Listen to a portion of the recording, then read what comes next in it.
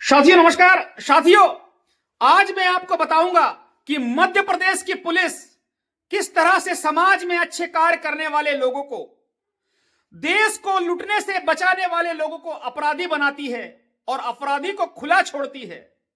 जिस पुलिस का काम होता है अपराध पे अंकुश लगाना, अपराध को रोकना, वो पुलिस किस तरह से अपराध पैदा करती है, ये मैं आपको बताना चाहूंगा। और मैं निवेदन करना चाहूंगा मध्य प्रदेश के डीजीपी पुलिस महानिदेशक कैलाश मकवाना जी से कि ऐसे पुलिस अधिकारियों पे आप कार्रवाई करें जो कानून का सहारा लेकर अपराधियों को खुला छोड़ रहे हैं और ईमानदार लोगों को परेशान कर रहे हैं। साथियों, मेरे हाथ में एक एफआईआर की कॉपी है और ये एफआईआर बालाघाट की कोतवाली थाने में दर्ज हुई है दिनांक 20/12/2025 को। और ये एफआईआर खनिज की उप संचालक फरहत जहां ने मेरे खिलाफ करवाई है। साथियों, इस एफआईआर में क्या लिखा है मैं ये आपको पढ़ के बताऊंगा।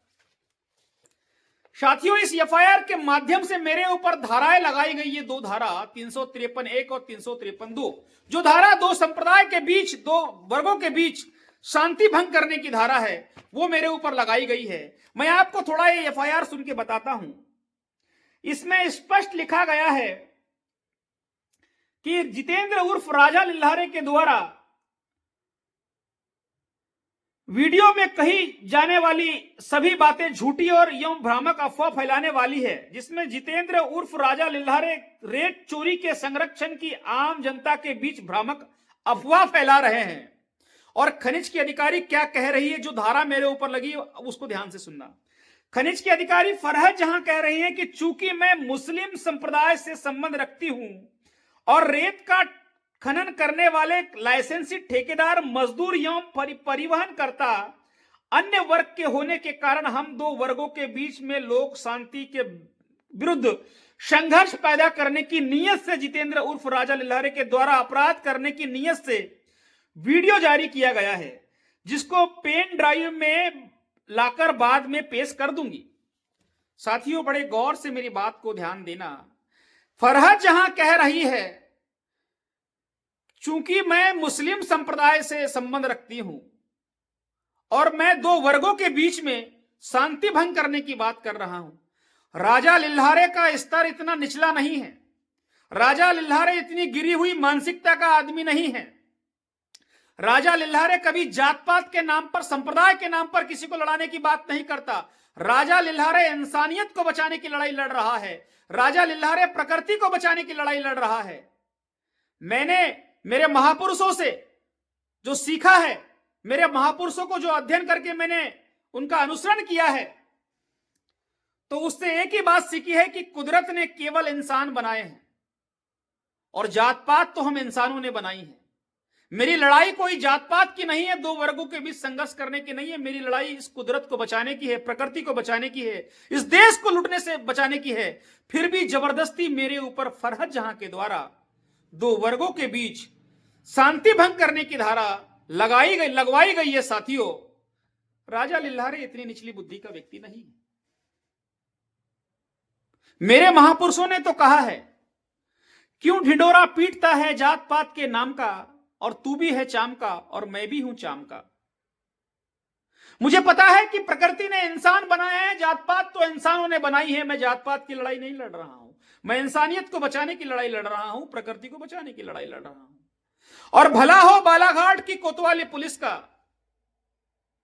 कि उन्होंने बिना विवेचना के मेरे ऊपर यह धारा लगा दी है कि मैं दो वर्गों के बीच शांति भंग कर रहा हूं। साथियों, मैं आपको बता देना चाहता हूं, मैंने केवल इतना कहा है, क्या फरहत जहां खनिज की अधिकारी बालाघाट जिले में दंगा करवाना चाहती है, इसलिए रेत चोरी का वीडियो बनाने वाले को रेत चोरों से गांव में ढूंढवा रही है। और यह बात साथियों मैंने जो कही है उसके मेरे पास पूरे प्रमाण हैं, पूरे गवाह है साथियों। और दूसरी बात, खनिज की अधिकारी कह रही है कि रेत चोरी के संबंध में मैं भ्रामक प्रचार प्रसार कर रहा हूं। अब मुझे बताइए साथियों कि मैंने शिकायत की और प्रसार किया धपेरा घाट का, धापेवाड़ा घाट का, गायखुरी के घाट का, सीवन घाट का, चंद्रकुआ घाट का और जिंजिन घाट की मैंने शिकायत की है, उसके 1 महीने के बाद खनिज के अधिकारी ने खुद जाकर धपेरा में 13 दिसंबर को एक ट्रैक्टर जब्त किया। धापेवाड़ा में अभी 2 दिन पहले पुल को तोड़ा। गायखुरी में अभी 4-5 दिन पहले पुल को तोड़ा, लंबे रास्ते को तोड़ा। सिवन घाट में 12 दिसंबर को पुल को तोड़ा। अगर मैं अफवाह फैला रहा हूं तो आप ये पुल क्यों तोड़ रही है, वहां जाके जब्त क्यों कर रही है? और बाकायदा कलेक्टर बालाघाट के फेसबुक पेज पे ये खबर डली है, आप देख लीजिएगा। मैं जो बात कह रहा हूं वो तथ्यों के आधार पे कह रहा हूं, सबूतों के आधार पे कह रहा हूं, और वो बात को आप ही सिद्ध कर रहे हैं।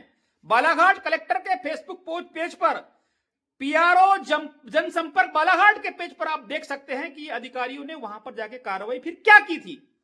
अगर मैंने भ्रामक प्रचार किया है तो ये कार्रवाई इनने क्या की वहां पर जाकर?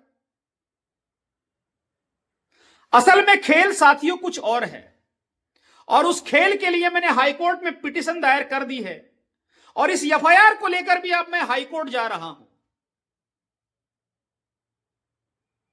अब खनिज के अधिकारी और कोतवाली पुलिस बताएगी कि मैंने कहां 2 संप्रदाय के बीच में दंगे करवाने, शांति भंग करने की बात करी है।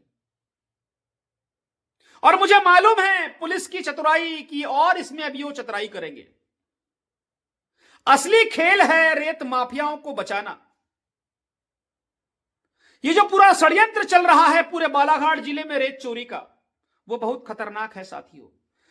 खनिज की अधिकारी फरहत जहां जब से बालाघाट में आई है 27/10/2025 से, तब से लगभग 500 करोड़ रुपए की रेत की अवैध तरीके से चोरी हुई है, और उसके मेरे पास पूरे प्रमाण हैं। अगर इसकी ठीक से जांच हो जाए तो खनिज की अधिकारी फरहत जहां, खनिज निरीक्षक और जितने खनिज के अधिकारी हैं जिस चोरी में सम्मिलित है, वो सब जेल में होंगे साथियों।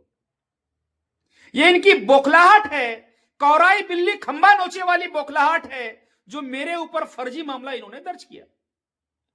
बालाघाट की कोतवाली पुलिस को सोचना चाहिए था कि बिना विवेचना किए आप कैसे किसी के ऊपर मामला दर्ज कर सकते हैं। इस तरह से मध्य प्रदेश की पुलिस समाज में अच्छे कार्य करने वाले लोगों को, देश को लूटने से बचाने वाले लोगों को अपराधी बनाती है और अपराधियों को खुला छोड़ रही है। इसी बालाघाट की पुलिस ने रेत माफिया, रेत चोर राजेश पाठक के बेटे की अभी 1 से 2 महीना पहले डंपर बटरमारा में पकड़ाए थे। 3 डंपर उसके नाम से थे। मैंने शिकायत भी बालाघाट के पुलिस अधीक्षक को किया, मगर रेत माफिया, रेत चोर राजेश पाठक के बेटे पवन पाठक पर आज तक एफआईआर दर्ज नहीं हुई है। अपराधियों को खुला छोड़ा जा रहा है और देश को लूटने से बचाने वाले लोगों पे अपराध दर्ज किया जा रहा है। धन्य हो बालाघाट की पुलिस। मैं डीजीपी महोदय से निवेदन करना चाहूंगा कि ऐसे पुलिस अधिकारियों पे आप कार्रवाई करें। मैंने आपको लेटर लिख दिया है। गजब तमाशा चल रहा है, पूरी नदियों को लूटा जा रहा है और अपराधी सरेआम घूम रहे हैं और लूटने की जानकारी देने वाले को परेशान किया जा रहा है। मगर एक बात याद रखना, मैं कभी भी किसी भी परिस्थिति में परेशान होने वाला व्यक्ति नहीं हूं। मुझे जेल में डालना है डाल देना, वहां पर कैदियों को योग सिखाऊंगा, ध्यान सिखाऊंगा, मुझे वहां भी कोई दिक्कत नहीं है। राजा लिल्हारे तुम्हारी गीदड़ भपकी से डरने वाला नहीं है। मुझे मौत का कोई डर नहीं है। मुझे मालूम है जो पैदा हुआ है वो मरेगा, मगर अगर जिंदा रहा तो कानूनी रूप से तुम्हें जेल पहुंचा दूंगा। खनिज की अधिकारी फरहत जहां को मैं कहना चाहूंगा कि मुझे मालूम है कि आप अपनी मर्जी से तो ये एफआईआर दर्ज नहीं कर सकती। आपके उच्च अधिकारी कलेक्टर हैं।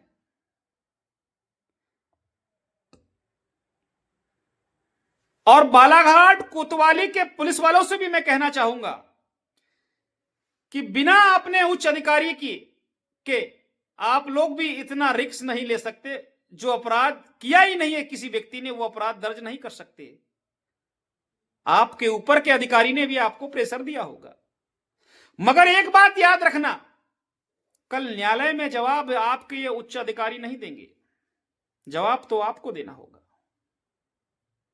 मैं अपने स्वाभिमान को बचाने के लिए और जो अनावश्यक दाग मेरे ऊपर आपने लगाया है उसके लिए उच्च न्यायालय और सर्वोच्च न्यायालय भी चल जाऊंगा।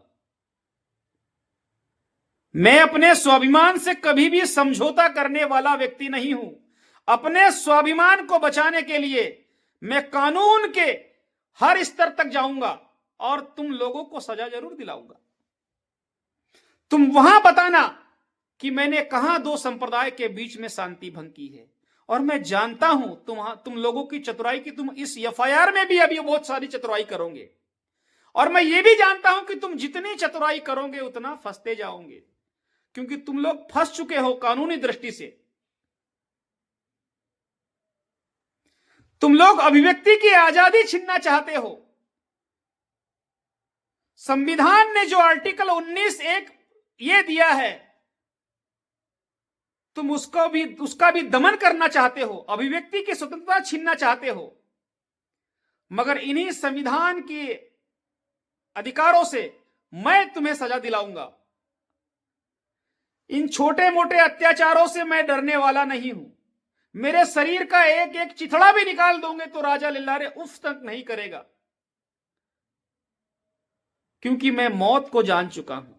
मौत आने वाली है, मैं इन सब चीजों से घबराता नहीं हूं। मुझे कितनी भी यातनाएं दो, मुझे कोई भय नहीं है। बचपन से यातना ही सहते आ रहा हूं। अपना जीवन जंगलों में बिताकर यातना ही सहते आ रहा हूं बचपन से। अब मुझे कोई भी यातना ही नहीं लगती। मुझे किसी चीज का भय नहीं है। बस भय एक चीज का है कि मैं एक क्षण को भी थोड़ा सा गलत न करूं, अनजाने में भी गलत न करूं। इस चीज का भय है, किसी चीज का भय नहीं है। मैं निर्भय व्यक्ति हूं। जिंदगी और मौत को समझ चुका हूं। मुझे परेशान जितना करने की कोशिश करोगे मैं उतना उग्र हो जाऊंगा और अपने स्वाभिमान को बचाने के लिए हर स्तर तक जाऊंगा, हर कानूनी लड़ाई लड़ूंगा।